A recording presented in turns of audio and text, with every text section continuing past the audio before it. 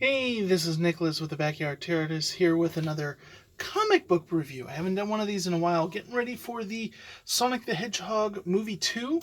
Super stoked and excited about that. This video should be dropping on the day that's going to be out publicly in the United States, which is all kind of wonky because there's all sorts of, if you do this thing with AMC, you get to come even more earlier, and technically the release date is the next day, but by that date we mean like 4 o'clock the day before. Movie systems are kind of weird right now. But anyways, super hyped for that, and IDW did a prequel comic. It's called Sonic the Hedgehog 2, the official movie Pre-Quill, like Sonic's quills, so punny, comic by IDW and Kylie Fegley? I don't know. This is somebody I haven't really experienced in the comics before, so a new writer coming in, and I'm going to say right up front, we're going to have spoilers, so this is a one-off. This is not some big thing like that. It's free, so if you go to Comixology, you can just download it, and it is to sell movie tickets, so I really don't feel like it's something to spoil, because if anything, I'm doing this video for the people who are not going to go read the comic, so they have some context for the movie and getting people excited for the movie, which is the point of the comic. So with that, I guess... Spoilers. Alright, with that underway, let's get in. This is broken into sections. The first one is Hedgehog Day Afternoon.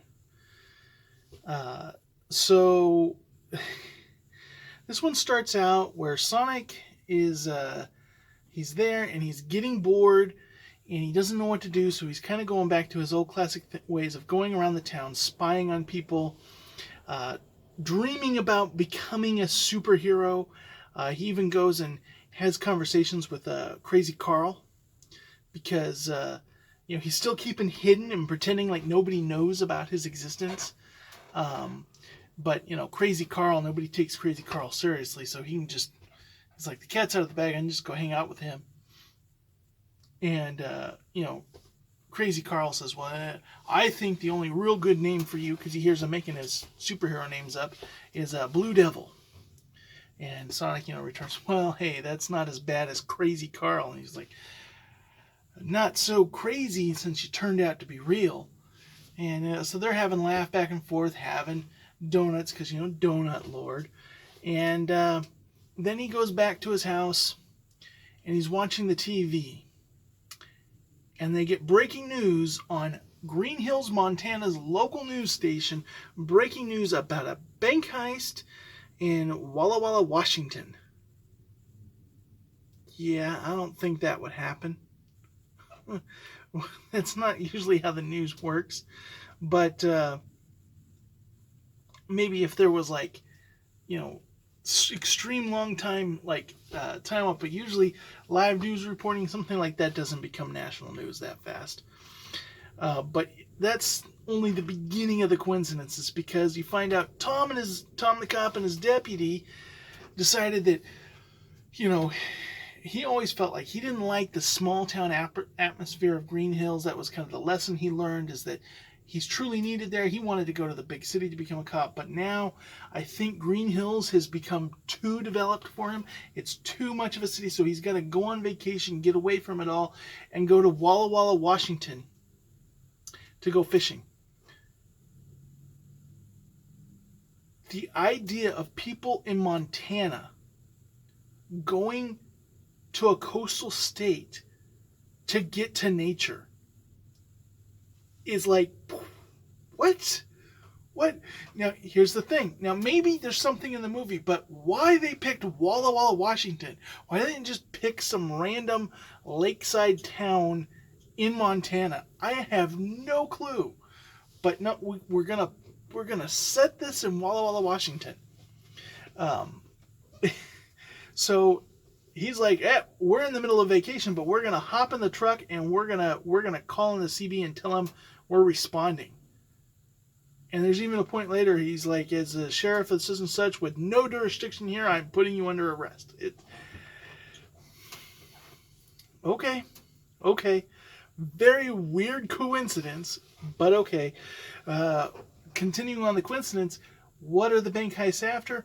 Well, they're after, in one of the safety deposit box, there is one of Dr. Robotnik's gloves that allows him to control the robots, and Agent Stone is trying to get that, so he's hired them. Meanwhile, like, there's some shenanigans. Sonic trusts one of the people, but you find out, well, actually they're the inside person, and they electrocute him because they got like one of those Joker taser things. And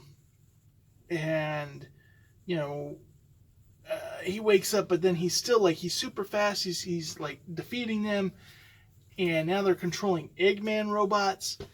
And you got Tom the Cop on the outside, and like the cops with guns are like, what in the world are we gonna do? But Tom the Cop's on vacation. He's like, I got a fishing pole, and he totally bigs the cat's it and hits it with a fishing pole.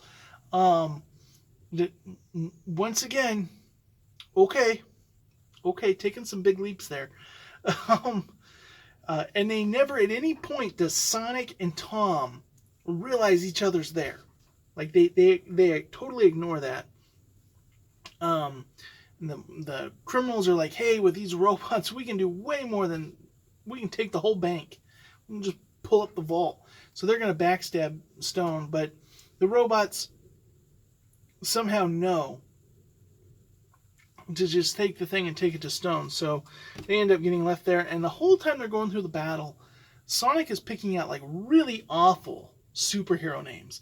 And the criminals are like, just like, no, that's bad. They're criticizing. And that was fun and goofy, and he gets to the end, and he settles on Blue Justice, and they're like, we'll surrender if you just stop talking. I was like, okay. This was fun, but it was really corny. And if you're trying to take it canon with the movie, like, it's really corny. So, it's limited. It's limited. Okay, the secret of my distress. Here's some more of my going on. So this is the Agent Stone section. The glove goes to Stone, and he gets instructions from Robotnik to take over a barista. And he slowly goes in. He says, no, I know, I got this whole like degree in coffee mixology and all that. Well, you're way underqualified. Are you willing to work for below minimum wage, long hours, and get demeaned and blamed for everything? Like they basically tell him everything that's bad about that job. And it's like, I would love to. And they're, well, then you're hired. And then they go in and they're blaming him for stuff. They're this, that. And he slowly, like, takes out the owner, gets them arrested for embezzling, does all this stuff that, like, takes out the owner and the managers above him and ingratiates the employees below him to work for him until he becomes, like, the sole owner guy that's running this.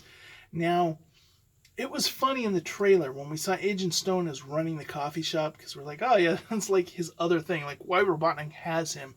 It's not because he's super smart. So he's a yes man, but he also makes great, amazing coffee. And Robotnik really likes his coffee. So that was kind of the gag. So I thought it was like, well, that's what he's going to go, like, he's going to fall back on. He's not an actual government agent that the government's going to, like, reassign. No, he's just going to go back to a Starbucks type,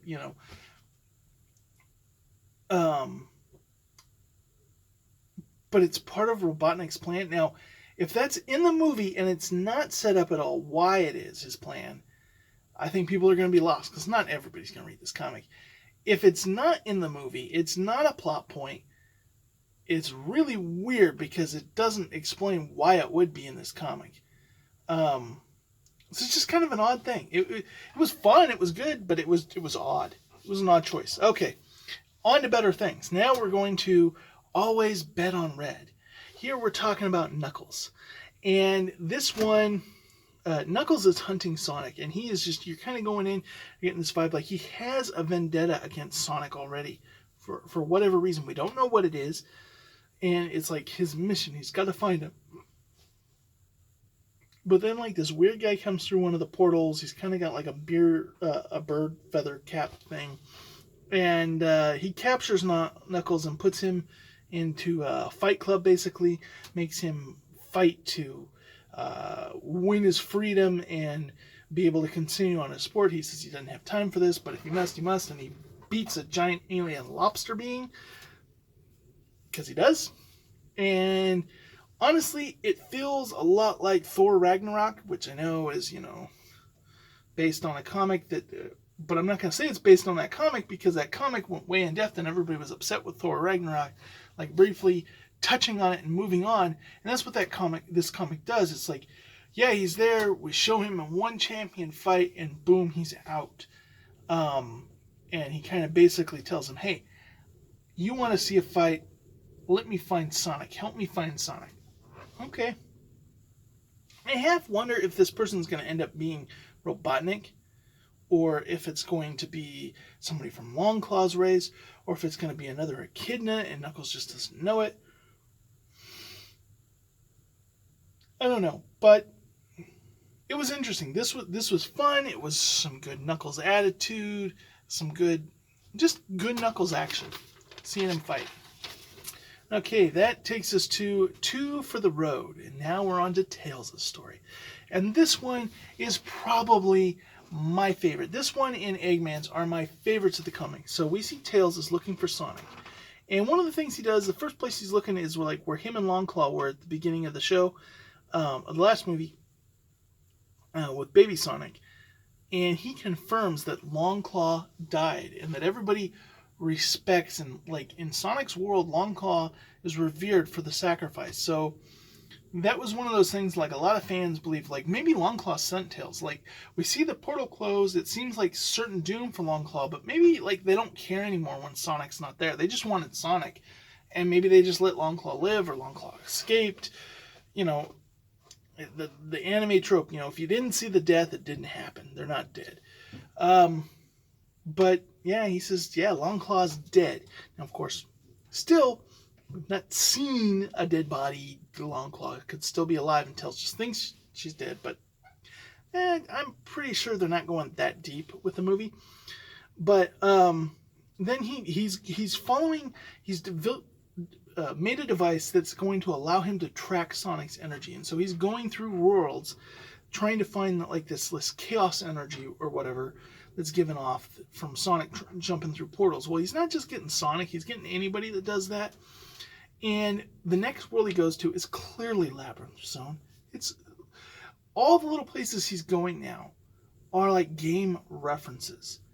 Now there is some weird lizard dude in Labyrinth Zone. I don't know if that's like supposed to be a reference to Lyric, or if that's just like some random guy that's going to appear in the movie at some point, or in the Knuckles series, and they're just kind of like, oh, yep, here he is, like, look at him. But he looks like the lizard from Spider-Man, so he kind of really doesn't fit as a Sonic character. I don't know. But yeah, this reptile dude there, he escapes, he's going on, and he's like, looks, and it ends with him like, this person is pursuing me.